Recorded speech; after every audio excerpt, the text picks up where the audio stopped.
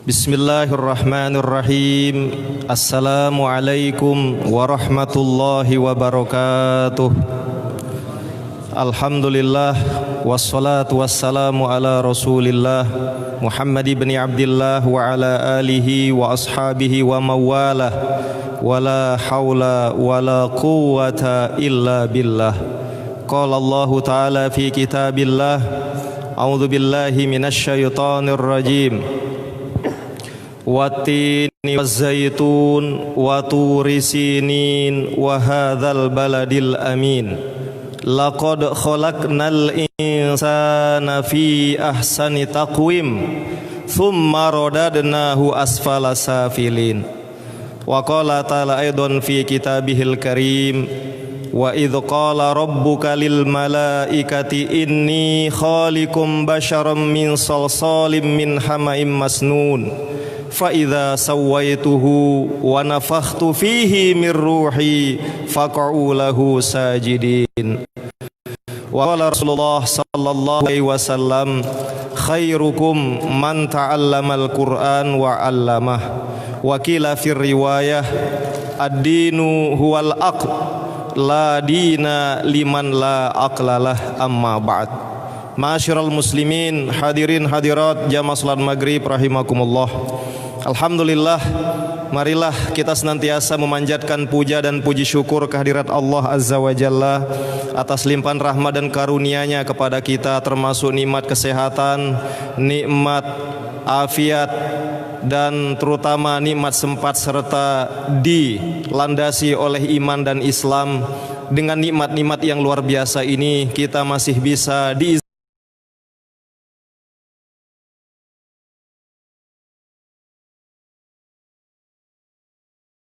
dunia.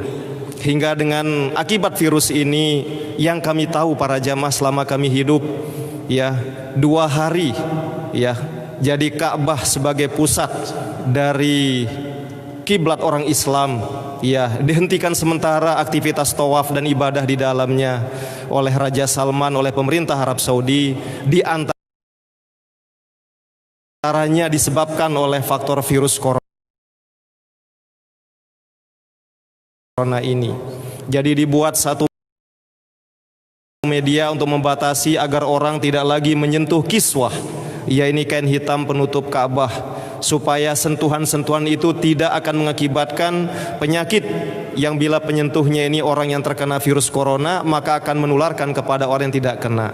Termasuk juga akibat virus ini para jamaah, minggu yang lalu pemerintah Arab Saudi melakukan moratorium, ya, penghentian sementara pengiriman jemaah untuk melaksanakan ibadah umroh ke tanah suci Mekah. Dan informasi 3 hari yang lalu, meskipun informasi ini katanya perlu diklarifikasi ulang, dengan melihat kondisi maka boleh jadi umroh itu dihentikan selama tahun 2020 ini. Bahkan, ya, jika kondisi lebih parah lagi akibat virus ini, boleh jadi ibadah haji khususnya bagi luar penduduk Arab tidak diberikan izin karena alasan darurat kesehatan. Karena itu para jemaah rahimakumullah, kita bersyukur di masjid ini, dan mudah-mudahan kita semua jemaah dimanapun kita berada, ya, selama kita masih diberi kesehatan oleh Allah, maka patut dan wajib kita bersyukur bahwa kita adalah orang-orang pilihan yang masih dihindarkan kita dari penyakit atau virus corona yang memang lumayan mencemaskan penduduk dunia saat ini. Mudah-mudahan kesehatan ini tetap diberikan kepada kita, kita diberi keselamatan, kita diberi terus kesempatan untuk berbuat kebajikan, sehingga dakwah Islamiyah dan ajaran-ajaran Islam tetap akan terus diwujudkan dan bertebaran di muka bumi ini. Amin. Selanjutnya salawat dan salam semoga tetap tercurahkan kepada junjungan alam Nabi besar Muhammad sallallahu alaihi wasallam, kepada para sahabat, kepada para tabi'in, tabi'in dan orang-orang soleh yang mengikuti petunjuk beliau hingga akhir zaman. Mudah-mudahan kita semua termasuk di dalamnya para jamaah. Dan mudah-mudahan di hari akhirat kelak kita termasuk dari umat Nabi Muhammad yang mendapatkan keselamatan berkat syafaat dari baginda Rasul Muhammad sallallahu alaihi wasallam. Amin ya rabbal alamin.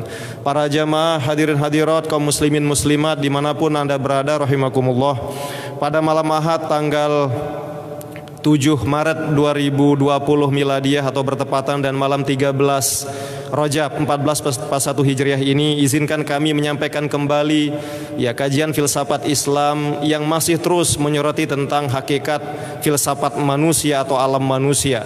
Dan pada kesempatan ini kami akan melanjutkan pembicaraan tentang filsafat manusia itu, dan kami mengambil tema yakni esensi, potensi, dan eksistensi manusia dalam perspektif filsafat barat dan perspektif filsafat Islam. Para jamaah rahimakumullah, sebelum kita bicara lebih lanjut terkait dengan materi atau tema ini, ada beberapa istilah yang mohon maaf izinkan kami garis bawahi kembali, dan ini akan menjadi titik tolak kita beranjak berikutnya. Istilah ini adalah ada kata esensi yang kami sampaikan tadi. Esensi ini mungkin di kalangan perguruan tinggi, orang-orang yang kuliah, ataupun apalagi dari S1, S2 sampai S3 sering mendengar kata esensi. Apa sih esensi? Apa sih esensi itu begitu? Jadi esensi ini istilah dalam filsafat yang intinya adalah ketika kita ingin melacak esensi sesuatu, maka kita ingin mengetahui hakikat apa adanya sesuatu itu. Terutama bahasa lain kalau dalam bahasa agama kita, zat sesuatu itu. Jadi apa esensi sesuatu ini? Berarti apa hakikat zat sesuatu itu? Dari unsur apakah sesuatu itu tersusun, termasuk makhluk ini? Nah, dalam hal ini tentu kita bicara manusia.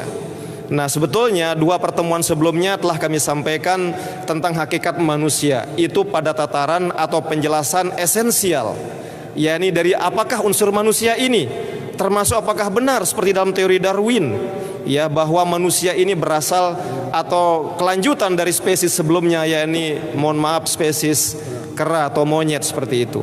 Intinya yang kita fahami dari kitab suci bahwa Islam menegaskan manusia ini berasal dari spesies manusia, tidak merupakan kelanjutan dari spesies sebelumnya yang apalagi disebut dan maaf dengan kera atau monyet tersebut. Hanya saja harus diakui menurut Al-Quran dan hadis baginda Rasul Muhammad SAW, penciptaan manusia ini tidak bim salah bim sekaligus. Penciptaan manusia ini berproses. Jadi orang kalau nikah kemudian besok lahir anak, itu bukan anak manusia namanya. Harus kita curigai. Jangan-jangan bukan anak manusia kan begitu. Tapi entah angin atau entah anak apa yang dititip ke rahim seorang pengantin wanita. Tapi selama dia normal, maka umumnya wanita mengandung sang calon bayi ini selama 9 bulan 10 hari. Ada maju 7 bulan, ada juga sampai ceritanya sampai 2 tahun. Tapi umumnya manusia, kita bicara hukum umum, adalah 9 bulan 10 hari. Esensi manusia para jamaah itu melalui ada 7 tahap. Pernah kita singgung secara sekilas, biar lebih banyak ke aspek yang lain nanti, yakni dari posisi manusia sebagai turab atau atin. Jadi manusia ini awalnya berasal dari saripati tanah. Kalau dalam surat Al-Hijr ayat 28 ini, min solsolim min hamaim masnun. Jadi kita ini berasal dari tanah liat. Tanah liat dari mana? Dari lumpur hitam. Coba, bukan yang putih, lumpurnya hitam lagi. Biar kita tahu esensi kita. Jadi secara zahir fisik manusia ini berasal dari tanah liat, dari lumpur hitam yang dibentuk oleh Allah Subhanahu wa taala. Nah, makanya ketika sebelum menikah ceritanya, mohon maaf, sebetulnya kalau ada pertanyaan, siapakah yang lebih dulu hamil? Ini pernah kami baca sebuah anekdot, tapi kalau kami sampaikan cerita utuhnya menjadi kesannya porno di sini. Kami tidak tega menyampaikan, tapi ini kisah nyata. Ada pertengkaran antara seorang istri dengan seorang suami, terkait dengan hak pengasuhan anak dalam sebuah pengadilan di daerah Pakistan ceritanya. Tapi intinya mereka begejuh, mereka ini berdebat di depan hakim. Si istri mengatakan, "Pak Hakim, saya yang berhak yang mengadopsi atau mengasuh anak ini." Loh, kenapa wahai ibunda, wahai istri, Anda merasa paling berhak? Wah, saya yang apa istilahnya?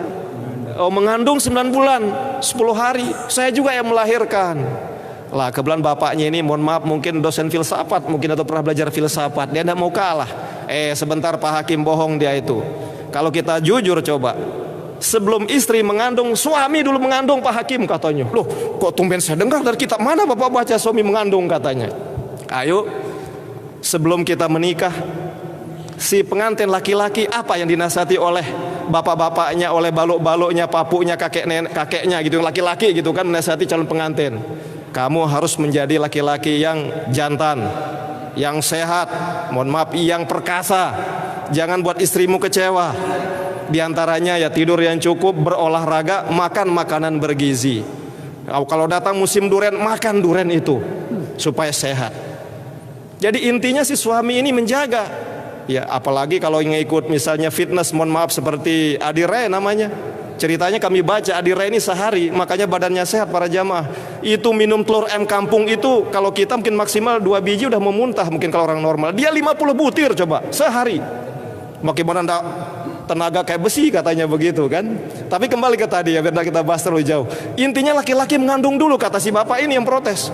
Saya ngandung dulu, saya makan duren, ya saya makan mangga, pao, saya makan juga manggis kalau musim manggis datang, saya minum telur ayam kampung. Itulah yang saya salurkan ke istri saya. Itu hasil kandungan saya Pak Hakim katanya. Dia ngaku melahirkan, saya juga melahirkan. Ayo Pak Hakim pikir kalau Pak Hakim ini laki-laki pasti melahirkan. Katanya seperti itu. Tapi intinya bahwa ya itulah ya, kita ini berasal dari saripati tanah. Makanan ini apakah duren, apakah ini manggis, apakah itu apapun namanya, pasti berasal dari saripati tanah yang dimakan oleh ya termasuk bapak kita, oleh ayah kita, disalurkan ke ibu kita, diolah oleh ibu kita dan dilahirkan. Itulah prosesnya menjadi 7 tahap, dari tin atau turab kemudian menjadi nutfah atau maaf air mani atau air sperma seorang ayah itu, kemudian menjadi alaqah. Setelah bertemu dengan istri, dia menjadi segumpal darah yang menggantung di rahim istri. Kemudian dia menjadi mudghah, ya segumpal daging.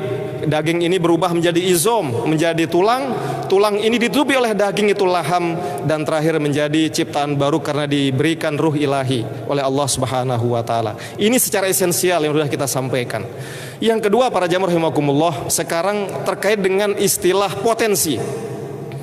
Ya, potensi. Tapi sebelum ke potensi ini, ada juga istilah yang sering kita dengar juga supaya kita tidak salah paham istilah ini. Mana esensi, mana potensi.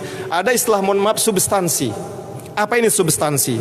Nah ini sering kita dengar juga ya kalau orang diskusi, apa sih substansi persoalan. Jadi substansi ini para jamaah rahimakumullah, yakni berkaitan dengan apa yang senyatanya dari realitas yang terjadi. Ya. Jadi hakikat, kenyataan, fakta yang terjadi sebenarnya yang ditangkap oleh ya pengetahuan atau nalar manusia. Itulah substansi. Makanya kalau kita gunakan istilah esensi terkait dengan virus corona misalnya, apa sih esensi virus corona ini? Yang kami tahu, mohon maaf, belum juga dijelaskan oleh para dunia kedokteran. Mungkin nanti kalau ketemu antibiotiknya atau ketemu obatnya, vaksinnya, baru bisa dijelaskan bahwa dia jelas makhluk kecil ya yang bisa menyerang tubuh manusia, menyerang aspek RNA dari sistem fisik manusia ini yang membuat manusia itu menjadi lemah, batuk, pilek, dan kemudian sesak napas hingga meninggal. Ya. Sedangkan substansi, kalau kita bertanya apa sih substansi ya kenyataan dari menyebarnya virus corona ini? Ini juga butuh jawaban mendalam. Kenapa? Kita tidak tahu dulu sampai hari ini apa yang sebenarnya terjadi. Kita hanya menduga-duga bahwa virus corona ini akibat dari ya orang Tiongkok atau Cina yang konsumsi hewan liar. Dalam istilah Islam atau dalam perspektif hukum Islam tidak dibolehkan. Yakni apa? Berupa ular. Ya, kemudian juga kelelawar. Bahkan yang terbaru kami baca para jamaah ada namanya terenggiling. Terenggiling ceritanya diduga paling kuat itu yang menjadi penyebab ya hadirnya virus corona. Karena ia lebih banyak dikonsumsi sebetulnya katanya. Kami sendiri terus terang belum melihat, tapi kalau dari internet kita lihat mukanya mirip dengan hewan babi. Cuma dia seperti landak, dia punya sisik. Terenggiling ini paling sering diekspor ke Tiongkok atau Cina. Ya termasuk di ASEAN ini, termasuk ya di Malaysia dan seterusnya sampai ke sana. Ternyata itu yang paling sering dikonsumsi dan melahirkan penyakit ini. Ini kalau kita bicara substansi, jadi uraian tentang realitas, tapi tidak kepada makhluknya, tapi kepada apa yang terjadi sebenarnya. Inilah substansi. Nah para jamaah rahimakumullah, Selanjutnya ada istilah eksistensi. Eksistensi ini dari bahasa Latin ya. Ya dari kata ex, ya exetere, ya itu ex itu berarti adalah luar. Kemudian esensi, ya dari kata esensi sehingga menjadi eksistensi, ya ini berada di luar apa kondisi atau hakikat zatnya, berdiri di luar hakikat zatnya. Nah di sini salah seorang filosof hebat yang berasal dari Denmark, dan nanti dia akan kita bahas juga para jemaah tentang pendapatnya eksistensi manusia ini. Dia mengatakan bahwa eksistensi manusia ini merupakan ya kenyataan perpindahan dari potensi yang dimiliki oleh manusia menuju pada fakta atau realitas. Artinya apa? Kita ini punya potensi. Potensi ini atau kekuatan yang terpendam. Ya, potensi ini adalah kekuatan terpendam yang kita miliki, tetapi setiap orang belum tentu bisa mewujudkan itu. Ada orang misalnya punya potensi pintar ceramah, tapi tidak pernah diasah, tidak pernah diberikan kesempatan tampil ceramah atau tampil pidato dan sebagainya. Maka potensi ini menjadi boleh jadi tidak berkembang, bahkan mengecil atau hilang. Dan orang itu tidak mengalami eksistensi, namanya tidak bereksistensi. Tapi sebaliknya potensi ini ada, diasah, ditampilkan, maka semakin manusia bereksistensi, semakin hidup kehidupannya. Dia semakin kemana-mana, semakin hebat pengalamannya, semakin dikenal orang, dan semakin mampu memberikan pencerahan kepada orang. Karena itulah penting ya manusia ini bereksistensi katanya. Kalau kita tidak bereksistensi, kita menjadi manusia yang vakum. Kita menjadi manusia yang diam. Bahkan Dr. Sir Muhammad Iqbal, salah satu tokoh pendiri negara Pakistan, apa katanya para jamaah? Orang kafir yang bereksistensi, yang aktif, yang mau menggali potensinya kemudian berkontribusi buat kemanusiaan, jauh lebih baik dari orang muslim yang vakum, yang diam, nggak mau bergerak, yang statis. Kenapa? Kalau dia statis, maka dia tidak akan tahu dunia luar. Jangankan tahu dunia luar, jangankan mengembangkan Islam, diri dan keluarganya saja tidak mampu dikembangkan. Ibaratnya air dalam kolam para jamaah. Kalau air dalam kolam diam nih kan, lama-lama apa yang terjadi? Pasti akan rusak, pasti akan busuk, banyak penyakit. Tapi ketika dia mengalir, lebih-lebih dia menerima lagi sesuatu yang baru, terus dialirkan lagi, maka akan sehat. Ikan yang ada di sana akan sehat. Kita mandi di bawah pancur nih ke, ya yang turun seperti di daerah di NTB, Lombok kan banyak ya daerah pancuran, apa namanya, Sendang Gile namanya kan. Jadi airnya turun kena kepala kita, terus sisa bekas kita mandi mengalir, akan sehat. Tapi coba di Sendang Gile diputus air yang jatuh, kemudian kita mandi di bekas mandinya orang, maka pulang-pulang mungkin tidak kena corona, bisa jadi kena corona kita, kan seperti itu. Itulah artinya kembali ke tadi secara umum. Baik para jamaah rahimakumullah, kembali ke tentang filsafat manusia. Kalau tadi kita telah sampaikan esensi, bahwa esensi manusia terdiri dari ya zat-zat yang sifatnya fisik yang berasal dari tanah, kemudian ada zat yang kedua yang sifatnya rohaniyah, yakni ruh ilahi yang berasal dari Allah Subhanahu wa taala. Nah, sekarang ada pertanyaan, apa sih potensi manusia yang dapat kita ketahui dan kita kembangkan? Nah, sebelum kami sampaikan ini para jamaah rahimakumullah, izinkan kami sampaikan ada dua kisah, barangkali mudah-mudahan ini cukup mewakili kita. Kisah pertama terkait dengan perjalanan dari dua tokoh hebat dalam bidang hukum Islam yang kita kenal sampai hari ini. Yakni yang pertama Imam Muhammad bin Idris Asy-Syafi'i, kemudian dengan muridnya Imam Ahmad bin Hambal, ya, bersama satu orang sahabat mereka yang bernama Yahya bin Ma'in. Dalam suatu hari mereka melakukan rihlah ilmiah, perjalanan ke kota suci Makkah Al-Mukarramah. Pada suatu malam mereka menghabiskan malam itu sesuai dengan potensi yang mereka miliki, sesuai dengan kekuatan dan kecenderungan terpendam yang ada dalam jiwa dan batin mereka. Bagaimana itu? Imam Syafi'i rahimahullah para jamaah malam itu tidak banyak sholat qiyamul lail, tidak banyak. Beliau mengambil pena, mengambil pulpen, kemudian menuliskan ya 200 persoalan yang sedang menjadi tren saat itu, yang harus beliau jelaskan. Seandainya ada virus corona, mungkin beliau jelaskan perspektif fikihnya, ma makna corona lugatan wastilahan, wa kaifal ilaj, ya bagaimana kita misalnya menyelesaikan, menuntaskan. dan mengapa manusia kena corona atau apa. Beliau jelaskan 200 persoalan satu malam. Sedangkan Yahya bin Ma'in karena secara fisik badannya sehat, kekar seperti tentara, kerjaannya apa? Datang ke tempat-tempat orang yang tidak jelas hidupnya. Ya, yang ngaku Islam tapi ya malamnya dilalui dengan botol-botol tuak yang bikin mabuk gitu kan, yang ini mengganggu orang lewat, dihantam semua sama Yahya bin Ma'in. Sedangkan Imam Ahmad bin Hambal, apa yang beliau lakukan? Beliau berada di masjid, beliau sholat qiyamul lail, sholat sunnah beberapa rakaat saja. Tetapi dalam beberapa rakaat ini khatam 30 juz Al-Quranul Karim. Itu Imam Ahmad bin Hambal. Ini ada dalam kitab Manaqib Imam Ahmad bin Hambal para jamaah. Ini artinya apa? 3 tokoh berbeda, 3 potensi, ya, dan mereka kembangkan sesuai dengan kecenderungan dan kesempatan yang mereka miliki. Yang potensinya fisik, ya lawan orang-orang yang ingin merusak Islam gitu kan, seperti Yahya bin Ma'in. Kalau yang potensi intelektualitasnya lebih tinggi, menulis kitab, menulis buku, seperti Imam Syafi'i rahimahullah, beliau menulis kitab, menulis persoalan 200 persoalan. Tapi yang senang, ya takarrub melalui sholat qiyamul lail, lebih-lebih ini di bulan Rajab ya, bulan diturunkannya perintah sholat 5 waktu. Maka seperti Imam Ahmad bin Hambal, ya ruku sujud sambil menghatamkan 30 juz kitab suci Al-Quran. Inilah kisah pertama yang kami sampaikan kepada pelungguh Sami. Kaitannya ini apa? Ini para jamaah rahimakumullah, potensi manusia ini ternyata terdapat dalam beberapa istilah yang ada pada filosof. Sebelum kami sampaikan ini, mohon maaf, kami ulang kembali. 2 minggu lalu kami sampaikan Al-Quran menyebut ada 3 istilah yang diberikan kepada manusia. Secara singkat, ada namanya istilah bashar, seperti kami bacakan dalam Al-Hijr 28 tadi. Bashar itu artinya apa? Manusia dilihat dari sisi biologis, bahwa kita ini ada susunan saraf, ada mata, ada hidung, ada kepala yang berisi miliaran, ya, zat-zat yang memungkinkan manusia berpikir. Kemudian ada sistem-sistem yang lain, peredaran darah dan sebagainya. Ini pun luar biasa, rumit.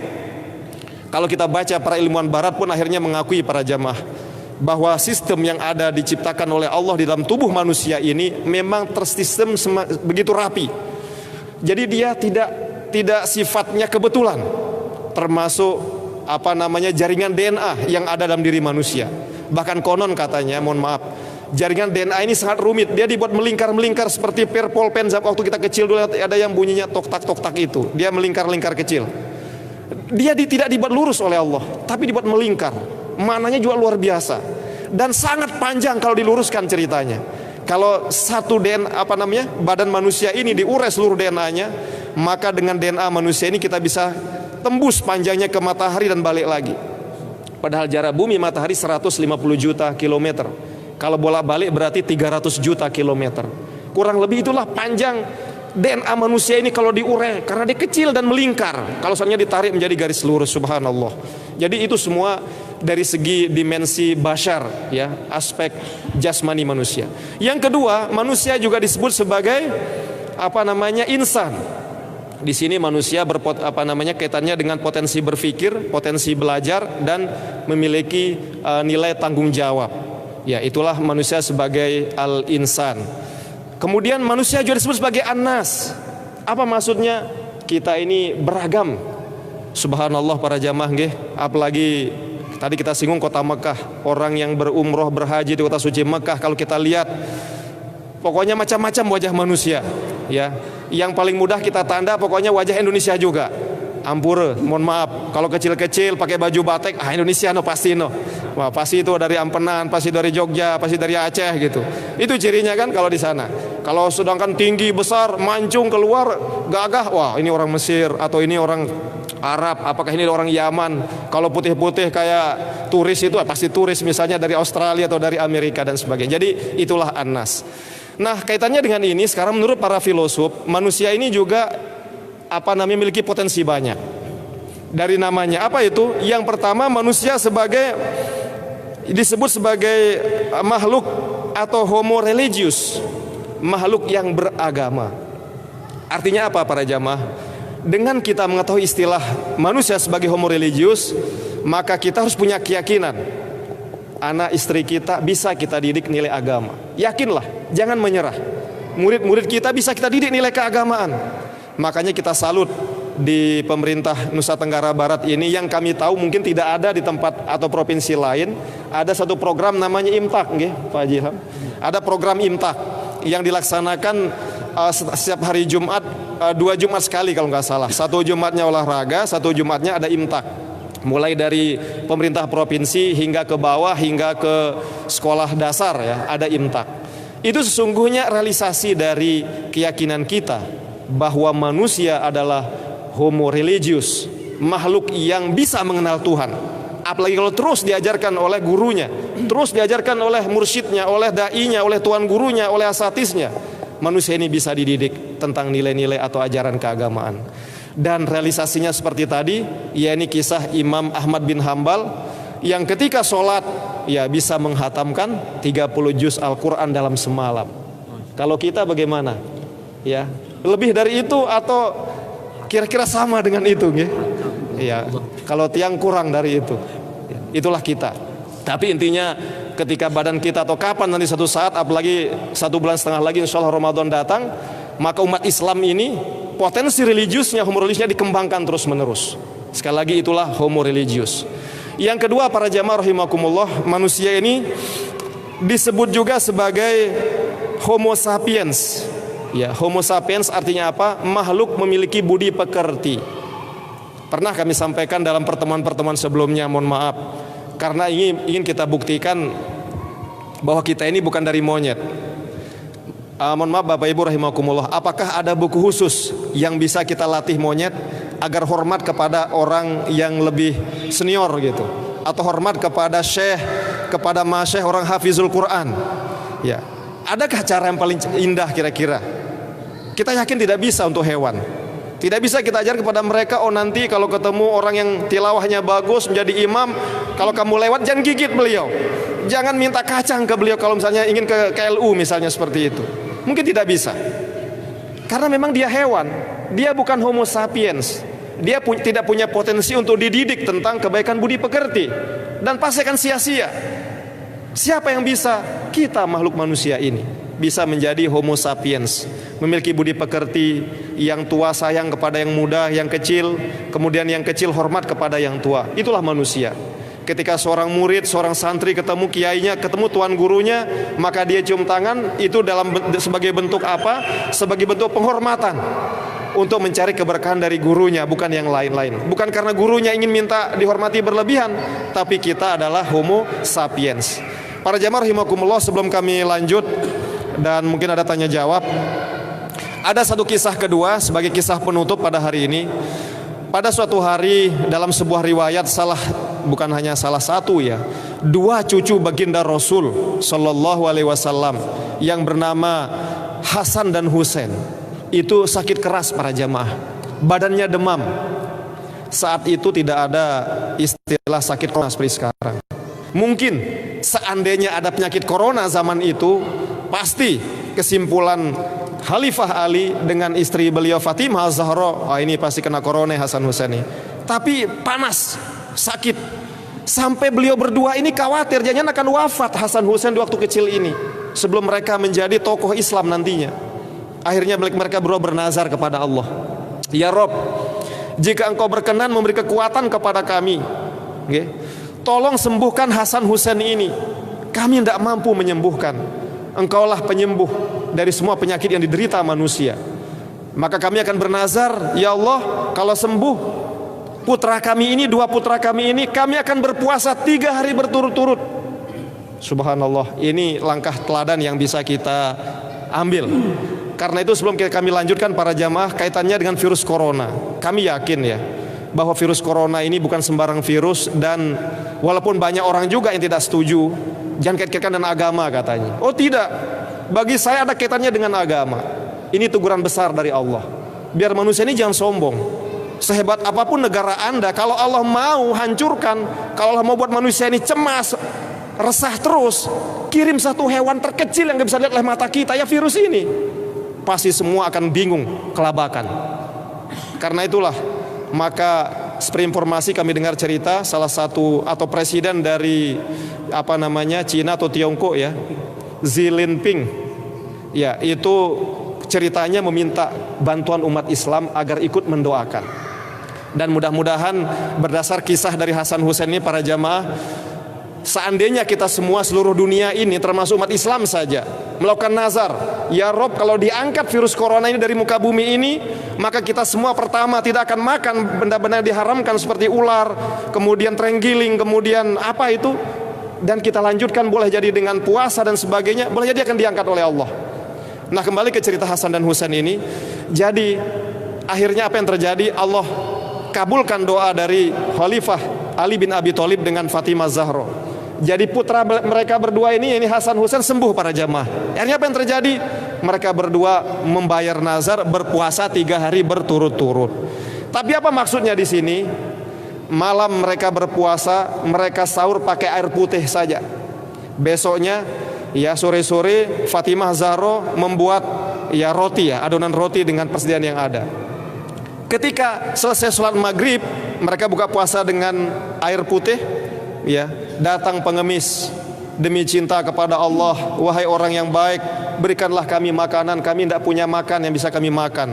Tidak jadi mereka makan, diberikan kepada si pengemis. Habis semuanya diberikan. Malamnya mereka tidur hanya bermodal minum air putih tadi. Besok sahur air putih lagi masuk hari kedua. Sama ceritanya, hari kedua ketika jadi roti mau dibawa untuk berbuka pada hari kedua, datang anak yatim. Kalau tadi pengemis, sekarang 2 anak yatim, minta semuanya, dikasih semuanya. Sampai masuk hari ketiga, mereka berpuasa hanya modal air putih, berbuka dengan air putih demi membantu orang kesusahan. Ini satu contoh manusia sebagai Homo sapiens, makhluk yang berbudi pekerti. Karena itu bisa kita ajarkan perilaku kita al-ithar alal ghair, ya memberikan bantuan kepada orang yang membutuhkan, ya termasuk dalam situasi sulit seperti ini bisa semacam itu. Nah, yang terakhir para jamaah rahimakumullah, ada juga tapi harus kita waspadai potensi yang berikutnya yang agak negatif. Kalau dalam istilah Latin ini manusia juga disebut sebagai tidak hanya Homo homini socius tetapi Homo homini lupus. Apa itu? Manusia ini juga bisa berpotensi jahat buat sesama manusianya. Ayo, maaf, banyak karena kepentingan jabatan, karena ingin menjadi tokoh, karena ini boleh jadi rela ya menggemboskan ban orang, rela juga apa kayak di film-film itu diputus tali remnya sehingga orang masuk jurang dan mati. Senang dia, bukan merasa bersalah. Kenapa? Musuh saya habis, saya besok menjadi raja, saya besok menjadi ini, saya besok menjadi itu. Inilah yang potensi yang harus kita hindari, karena memang baik dan buruk itu sudah ada dalam diri manusia. Dalam surat Asy-Syams Allah katakan fa'alhamaha fujuraha wa taqwaha. Di dalam diri manusia Allah kasih potensi jahat, juga Allah kasih juga potensi takwa. Ya, itulah fungsinya di situ nanti akal pikiran termasuk iman dan takwa kita berperan agar kebaikan ini kita kedepankan dan keburukan ini kita kurangi atau bahkan kita hilangkan. Para jamaah rahimakumullah, inilah salah satu dimensi potensi-potensi manusia yang dapat kita wujudkan dalam kehidupan sehari-hari kita. Sebetulnya banyak juga potensi yang lain, misalnya bahwa manusia ini disebut juga sebagai zon politiken, yakni hewan yang bermasyarakat katanya. Ya, jadi kita ini dianggap hewan oleh filosof itu. Tapi bedanya kita bermasyarakat, bisa urun rembuk, bisa melakukan pertemuan-pertemuan untuk kebaikan. Inilah kelebihan manusia jika dibanding dengan hewan lain. Kalau hewan lain hanya sejenisnya saja berkumpul. Mohon maaf, misalnya mana pernah kita lihat misalnya, maaf sekali lagi, monyet gabung dengan singa, ya membahas bagaimana melawan manusia ini, itu yang tidak mau ngasih ini di musim kering ini kita ambil barang. Gak mungkin mereka, pasti sama monyetnya kumpul. Begitu juga onta sesama ontanya. Tapi kalau manusia, orang Indonesia pergi ke Tiongkok, ya dulu sebelum terjadi krisis ini kan, virus ini, pergi ke Amerika, ke Arab Saudi, ke Australia dan sebagainya untuk kemaslahatan atau kemasyarakatan bersama. Sekali lagi dapat kami sampaikan, semoga ada manfaat. Jika ada pertanyaan dipersilahkan. Terima kasih. Subhanaka la ilma lana illa ma 'allamtana innaka antal alimul hakim. Wassalamualaikum warahmatullahi wabarakatuh. Waalaikumsalam. Jamaah